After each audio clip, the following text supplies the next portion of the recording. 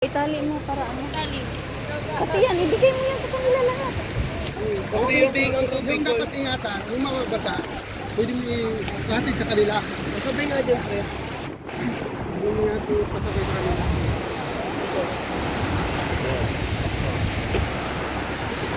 Yan, mahiligo ka. Karga na lang kita.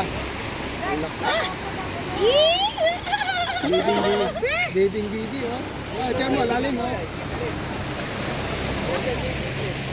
Nanay, yung bag mo, hindi yan waterproof. Bigay, ipakarga mo yan doon. Ay, may kasabay. Pwede pala zipplug eh. Zipplug gamitin eh. Ayun o. Siya din, binigyan mo?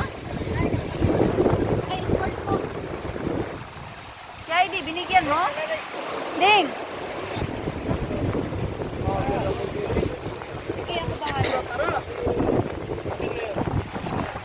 Dong, ipabuhat mo yung bag mo, Dong.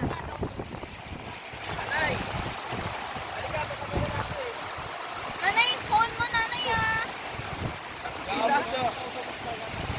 Walang kukuha niyan para sa'yo. Oo. Dong! Dong, iwan mo yung tubig kasi ano mo si mama mo.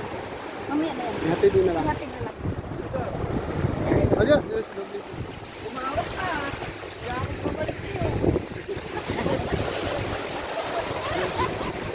Kargahin mo si mama mo.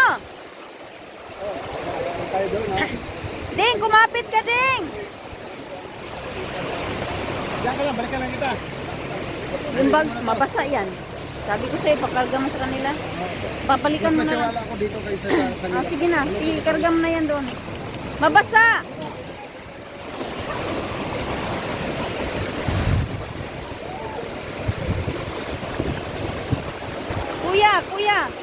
Kuya, sila na magbitbit yan, kuya, para tayo, wala tayong bitbit, kuya. Opo, wala pa nabalik. Ah, hintayin natin. Maghintayan tayo dito. Babalik yan sila. Kaya nga, oh. Kaya nga, dapat wala tayong bitbit.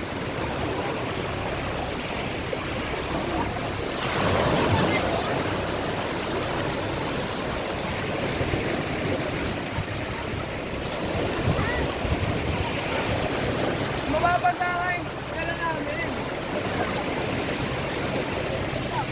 Hala, si Ate Tina talaga, kayang-kaya ni Bidong.